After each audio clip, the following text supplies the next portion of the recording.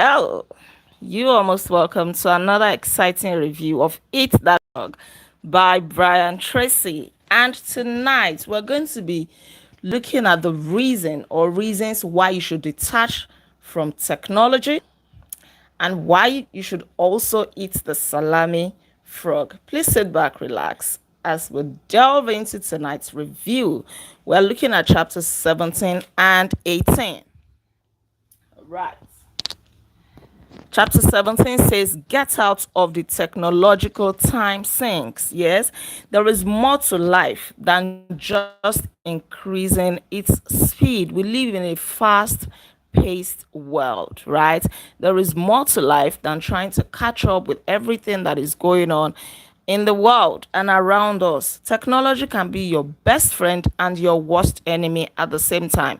It depends on how you handle it. It depends on whether you allow yourself to be addicted to technology in such a way that it is negatively impacting on the other areas of your life. As we race, of course, we are now in the 21st century, and this century is bombarded by information from all sides. People want to communicate, everybody's talking on social media, on TV, on radio. There are, different devices, your phone is there, and all of that. So the compulsion to communicate incessantly entails the use of our cell phones, our laptops, computer, TV, and all of that.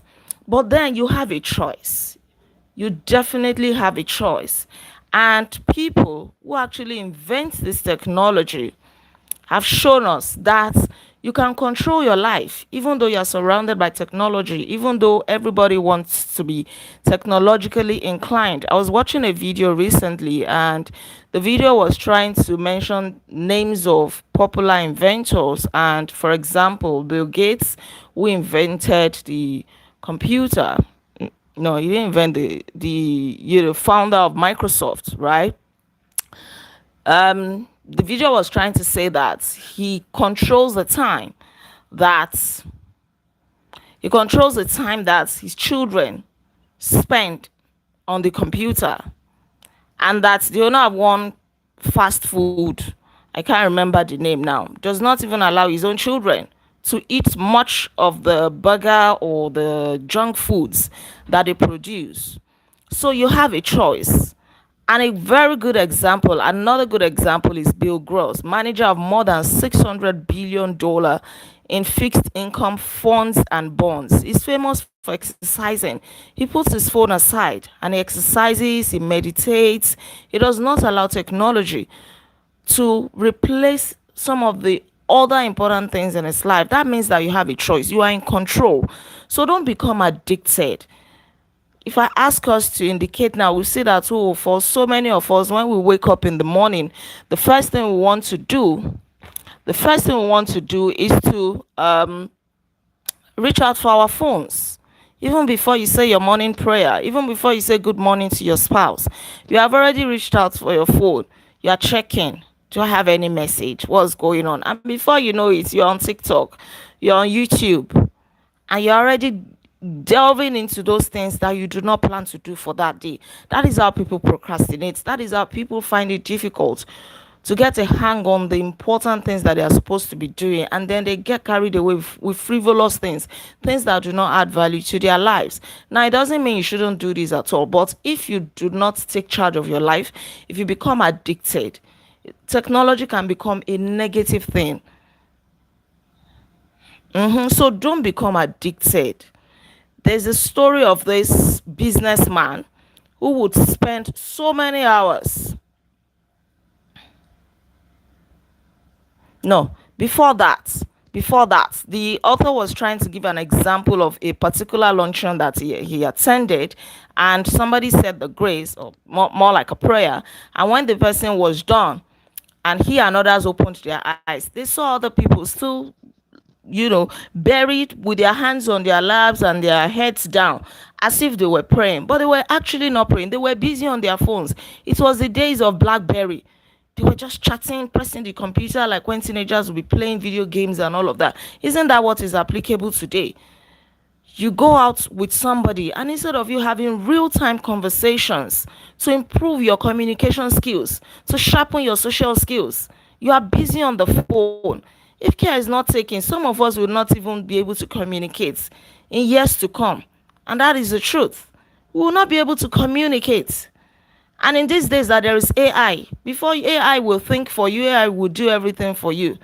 There was a time I was using AI, I would just put in the prompts, but I stopped doing that because I was gradually becoming a dunce. Even to write simple sentences, my brain would just shut down, like, and I'll start feeling like what I have written is not good enough. So I stopped doing it. I stopped giving it prompts. What I would do, even if I need AI, is to write down everything. I will write out everything I want to write in my own way. Then the AI can rephrase if I want to, or to just check, okay, to make sure that there are no grammatical errors, something like that. But I'll still engage my brain. Because if you allow it, you will not be able to think again. You will not be able to communicate. We will all just be buried in technology. So we need to detach. Technology is your friend. Technology is supposed to help us. It is supposed to make us more efficient, more effective, and to work better. But if we don't take care, if we are not careful, it is going to become our worst enemy. Right, and that is the truth. No capping here. So take back your time. Take back the time that technology is stealing from you. There's another story of a guy here who was finding it difficult to have time for himself and everything. He was a major distributor in 19 states, and he would respond to emails, messages, different things, communications, and he wouldn't even have time for himself. It was affecting his sleeping habits, it was affecting his personality, his health, and everything. Jeremiah, leave this place. MK. It was affecting everything until Brian Tracy and some others told him about the 80-20 principle. And he started applying that. Please let me switch on this lamp. Sorry about that. They taught him the 80-20 principle and how it applied to emails. To say that like 80% of the emails that he received were of no value to him, and they should not even be opened at all. It's okay. They should not be opened at all. Only 20% of emails were actually of value and that needed his attention, that would add value to his work or whatever he did. And he started applying that and he got his life back. So standardize and delegate. There's another guy here in this book who would have like more than 300 emails per day to sort out. And he will stay there. He will take his time to, it was eating into his time. It was affecting him until they taught him that, see, you can delegate this to your secretary. And he did that, and his secretary started handling that. The ones that are not important, she will delete. The ones that requires his action, she will move them into the action folder. The one that she didn't understand, she will move them into the process folder, just to help him. So we really, really need to refuse to be a slave. Don't be a slave to technology. It is there to help you. A journalist for Fortune magazine once said that there was a time he went on vacation for 2 weeks, and by the time he came back, there were like 700 emails waiting for him. And he just took a deep breath, closed his eyes, and deleted everything. It was a hard decision, right? But it found that if he did not do that, he would have to spend so many days replying all those emails, checking them out, and he would not be able to do other important things. So he deleted them and concluded that anybody who did not receive his response, and if the person's message was so important, the person would send again. And that was exactly what happened, right? He deleted everything, and he said he didn't miss anything. Sometimes we feel like we are missing, what's happening here, what's happening there, let me watch TV, you want to catch up on everything. But you're not going to miss anything. If your phone is missing today, my phone had been missing before that. I didn't have access to my phone for like 2 or 3 days. At the end of the day, I didn't miss anything. You will move past it.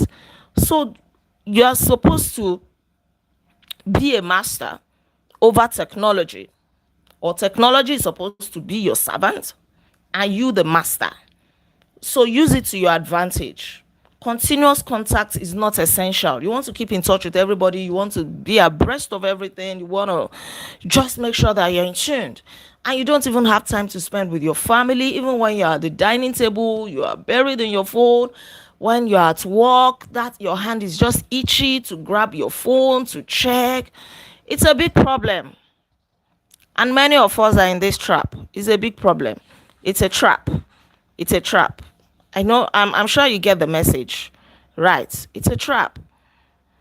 And don't also feel obliged to reply everybody immediately. The moment your phone beeps, you want to check who is that? Who is that? Let me quickly reply. They will see that I've read their messages. If you know that you're going to feel guilty, there's a setting on WhatsApp, on all social media platforms. Nobody will know whether you have read it or not, except they go and check through the settings. If you feel that will put you under pressure, then turn it off. Turn off your read receipt so that nobody sees it. But don't feel obliged. Don't feel under compulsion that, oh, they've sent me a message, let me quickly reply so that they will not think I'm proud. No. The moment I understood that, I stopped doing that. If you send me a message at a particular time, if I cannot reply, then it has to wait till the following day or even 2 days after, depending on how urgent or important it is. And there are some I will not even reply at all. Because if you don't do that, you will not be able to do other things.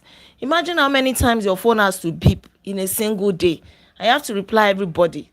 And the moment you reply, they send another message. Then you keep chatting.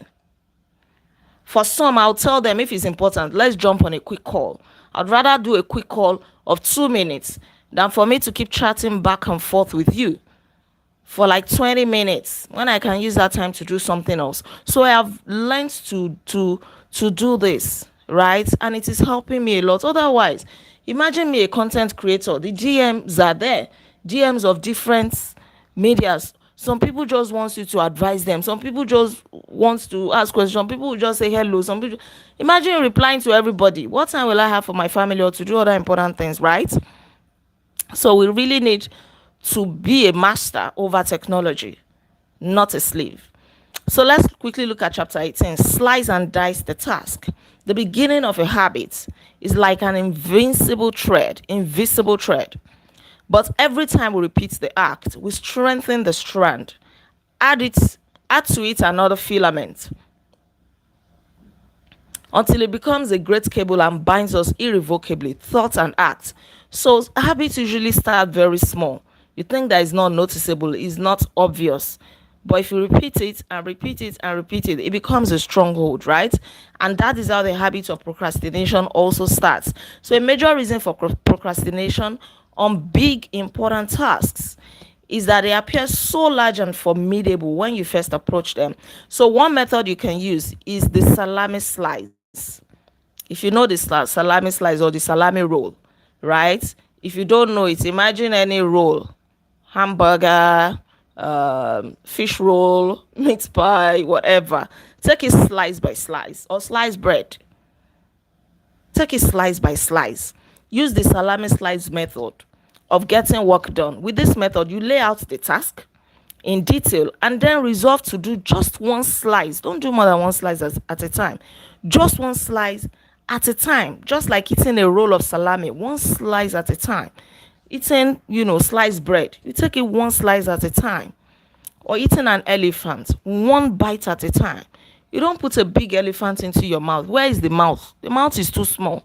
And if you think of the thought of swallowing or eating an elephant and your small mouth, then you would rather forgo the thought. You will not want to do it. But if you think, okay, I can start from the fingers or the toes, little by little, psychologically, you will find it easier to do a single small piece. We've been talking about this from the beginning. This book is literally talking about the same thing, but in different ways, teaching you not to procrastinate, to be in control of your life. Do it little by little, poco a poco, right? You are going to feel happier. Your self-esteem is going to be higher or better if you complete your task. Develop a compulsion to closure. When you have a closure to that task, you feel happy, you feel satisfied, you feel fulfilled. Just take a second to think of that task that is not yet completed. Take a second to think about it. How does it make you feel? Now take a second to think of the task that you have completed, probably something you did today and you finished it. How do you feel about it? You're going to feel better.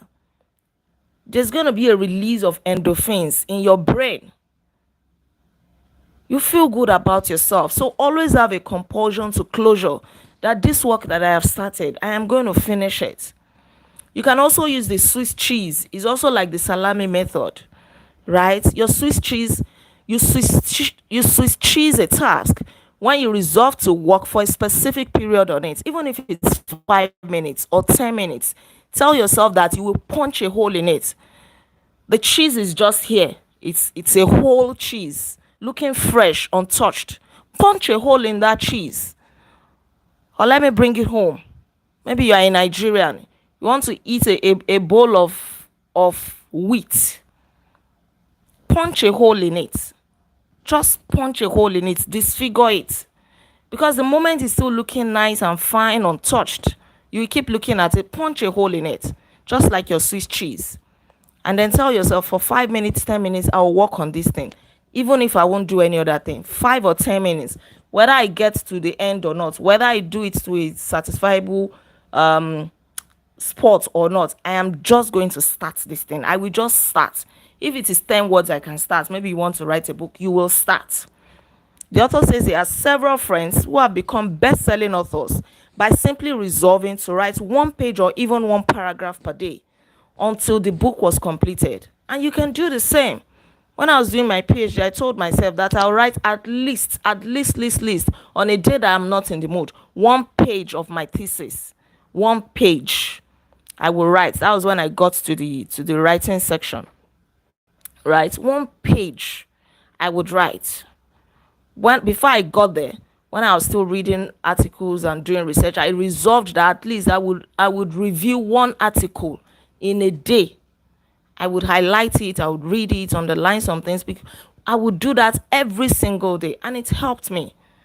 So punch a hole in your Swiss cheese. Use the salami slice, 1 slice at a time, no matter how enormous that task is. If I'm talking to you, make sure that tomorrow morning or even tonight, open that computer. Even if it is your name, you write on it, do it, and do it little by little like that. Thank you so much. I hope that we are going to be executing all of the things that we're learning here. It is not enough to acquire knowledge. It is not enough to read books if we do not take action with what we are reading, and if we do not make any move with what we are learning. So action is key. Action will always beat inaction, any day, anytime. Thank you so much. Please don't forget to like this video, share your comments within the comment section below, and please subscribe to this channel in case you are yet to subscribe. I remain Olaide Agbaje, also known as First Lady, and on this channel I inspire you to live intentionally.